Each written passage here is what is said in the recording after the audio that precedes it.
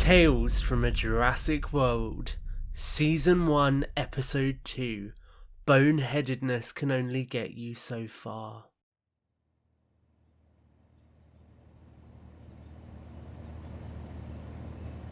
The Chevrolet pickup truck sped down the forest roads on the way to the local town of Phillips. The town itself was only a couple of miles from the Lockwood Manor estate, and that meant that Morrison and Brown should have been able to get there relatively quickly. Morrison gripped the steering wheel tightly, his knuckles white from the pressure he was exerting on it. Brown noticed this, looking at him intently for a moment before she spoke. Are you okay? Morrison let out a sigh before he spoke. I'll be honest, I'm nervous. We've seen what mass panic with animal encounters can do in the past. This is a rapidly developing situation. I don't want anyone to get hurt, human or animal. We're wandering into the unknown on this one. I mean, how many cc's do we need to tranquilize something like this? It's all trial and error, and we can't afford error. He shook his head and reached one hand up from the wheel, running his hand through his scalp firmly. The supervisor said it's a Stygimoloch. I saw their paddock when I visited Jurassic World in 2014. I can't remember much about them, but they weren't huge animals. If we approach it with something large, like a bear in mind, then at least we know we'll get it first time. If the dose is too much, we'll have to hope that it can sleep it off. I'll prep the carfentanil and xylazine now.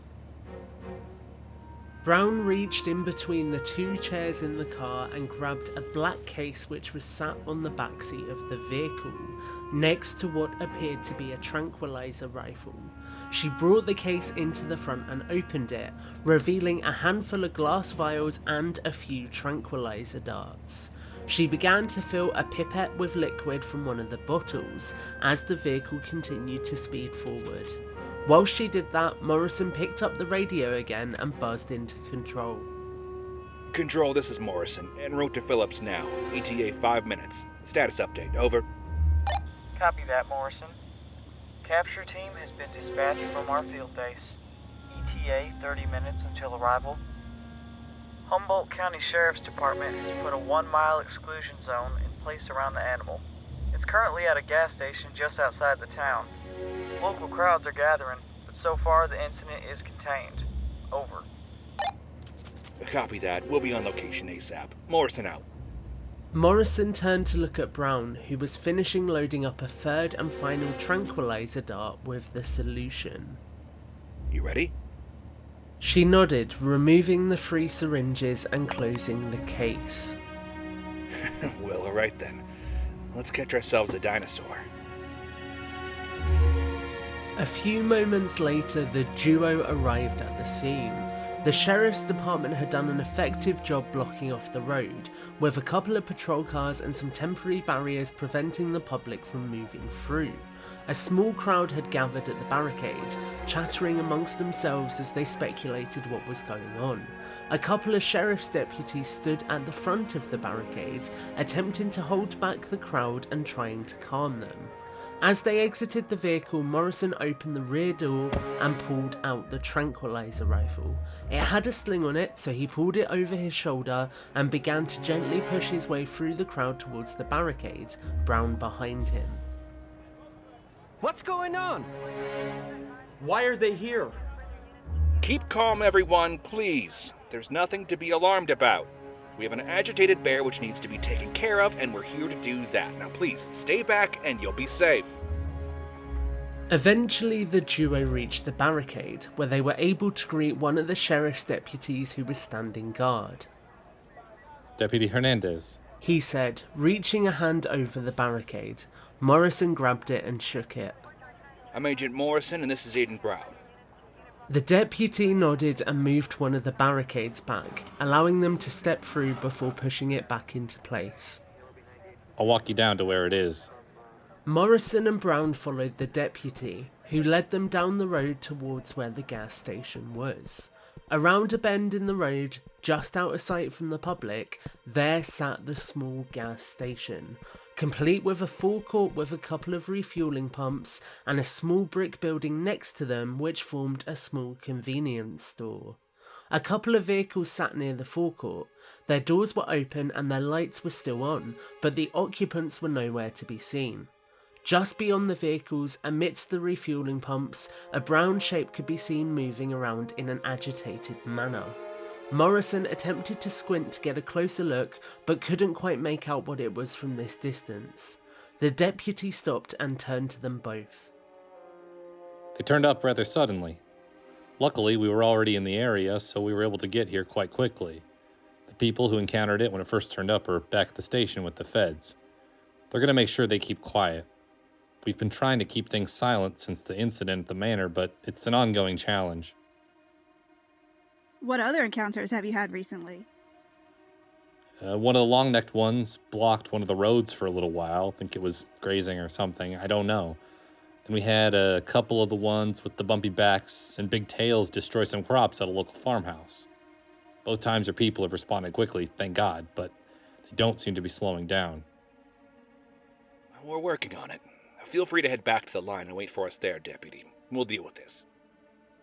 The young man nodded. He took one final glimpse across towards where the animal was, and then turned and walked back up the road, leaving Morrison and Brown all alone. The duo began to creep closer towards the gas station. Looking further up the road, they could see the other end of the barricade, where a couple more Sheriff's Department vehicles were parked, blocking sight of the gas station. They crept forward until they reached the first abandoned car, and then crouched down next to it, peeking over the bonnet towards where the creature was waiting. From this distance, they could make out the animal's brown skin and the white bump on its head which distinguished it as the Stygimoloch, plus the spikes which extended from the back of its skull.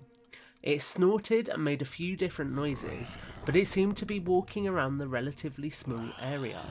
Now that they were closer, the agents could also hear the trickle of what sounded like water from this close, although they couldn't be sure what it was. What's it doing? Brown whispered, looking over Morrison's shoulder. I'm not sure. He said, pulling back the bolt on the tranquilizer rifle. Can you pass me one of the darts? Sure. She replied, passing it over to him. Wait here. He chambered the dart and then he crept forward, keeping the barrel of the rifle low as he moved closer to the corner of the building. He raised the rifle and took a moment to take in the situation. What had sounded like water was actually gasoline flowing out from one of the pumps.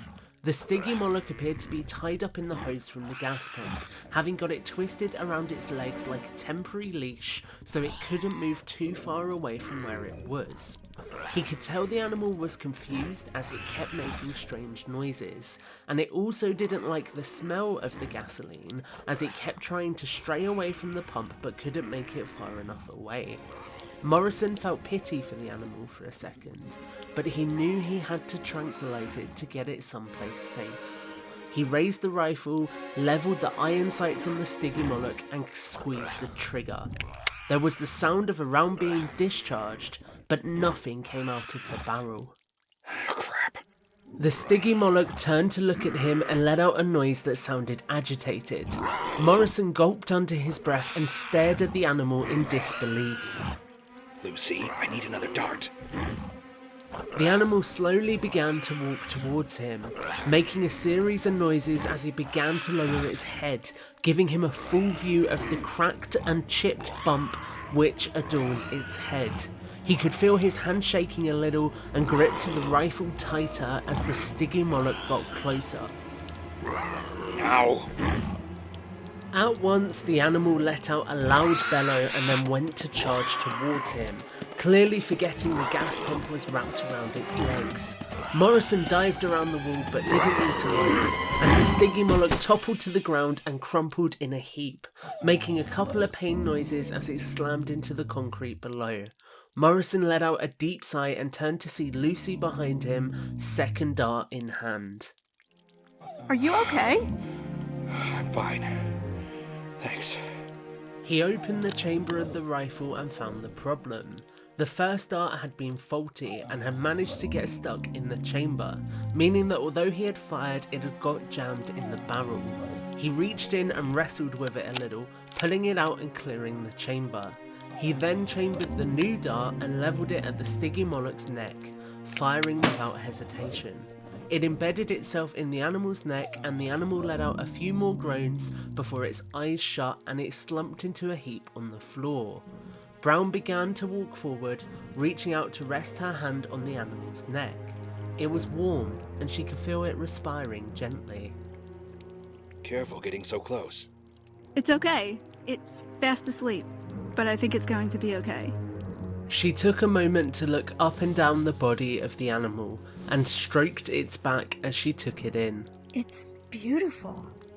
When I saw the news reports that Isla Nublar was gone, I didn't think I'd ever get to see a dinosaur again. Morrison shouldered the rifle and took a moment to take in the scene around them. A rack outside the convenience store had been smashed to pieces, sending different bits of outdoor equipment spewing across the ground. The front of the building was also in a state, with glass smashed from multiple impacts. As Morrison took in the damage, he began to feel more and more grateful for the gas pump. Petrol was still flowing onto the floor and it was pooling in a puddle which he was conscious would continue to pose a risk, but the immediate danger had passed at least. He heard some footsteps down the road behind him and turned to be greeted by Deputy Hernandez. He smiled as the deputy came to a stop next to him. The rest of your people are here. They've got a capture cage with them. Ready to get this thing out of here? Morrison turned and looked at Brown, who was sat on the floor with the Stygimoloch still. She stroked the animal's skin one final time and then stood up, nodding at Morrison. Let's get her someplace safe. A couple of hours later, Morrison and Brown were finally able to return to the field base which had been established at a local airstrip. As they arrived at the location, it was clear that it was a hub of activity.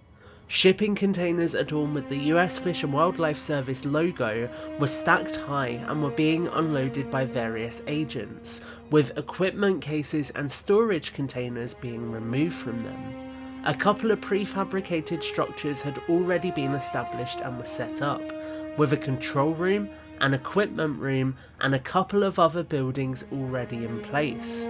A huge telecommunications array had also been set up, and a couple of helicopter landing pads had been hastily erected. One of the helicopters was taking off as Morrison and Brown pulled up, parking next to another Fish and Wildlife Service vehicle. As they stepped out, a lady in a safari shirt and a pair of green cargo pants walked towards them, a clipboard in hand. Her black, short-cut hair caught in the wind slightly as the helicopter flew away overhead. Ben, it's good to see you. She said with a smile, walking up to Morrison and giving him a hug. It's great to see you too, Fran. This is Lucy Brown. It's good to meet you. I'm your supervisor, Fran Marshall. She shook Lucy's hand with a smile and then turned to motion over to an area of fences which had been established in the far side of the compound. It was hard to make out from here, but it appeared as if there were several different paddocks set up of various different sizes, and they could hear noises from some of the animals inside. Why don't you follow me and I'll show you what we're working with so far? Further into the compound, it was clear that there were a couple of dinosaurs in holding pens awaiting transportation. One of them was a large, towering sauropod, which bellowed as the trio of agents walked past its paddock. It was clear the animal was uncomfortable, but the Fish and Wildlife Service had done what they could to help the animal settle into its temporary home. Wow, it's huge. It's an Apatosaurus, right? That's correct. Down there we have a couple of Ankylosaurus, a Sinoceratops, and also a trio of Gallimimus. Then there is this Stygimoloch you captured earlier today, still in with the paleo-veterinarians currently. All have been recovered in the past couple of weeks. We believe they're all from Lockwood Manor. They could hear the other animals making noises further down into the compound and looked down towards them for a moment. Morrison scratched his chin and turned back to Marshall. These are holding pens. Where are they going? We're establishing a brand new facility in Pennsylvania, away from prying eyes, near one of the airfields. Lots of land to establish a temporary compound, and we're in the process of looking for a longer-term solution. A lot is still happening with the hearings in Congress right now, but there are rumors we'll be working with the private sector to contain them in the long term. We shall see. That's long term. What do we do for now? Contain and protect. It's that simple. We need to ensure that we are containing these animals and also protecting both the public and the animals themselves. It's not going to be easy, but it needs to be done. If you'll excuse me, I need to organize a flight for this Apatosaurus. As Marshall walked away, Morrison and Brown stood, taking in the sight before them. In front of them were animals that existed over 65 million years ago, once again living in harmony. It really was like witnessing the birth of a new world. Take it in. You're going to be very busy.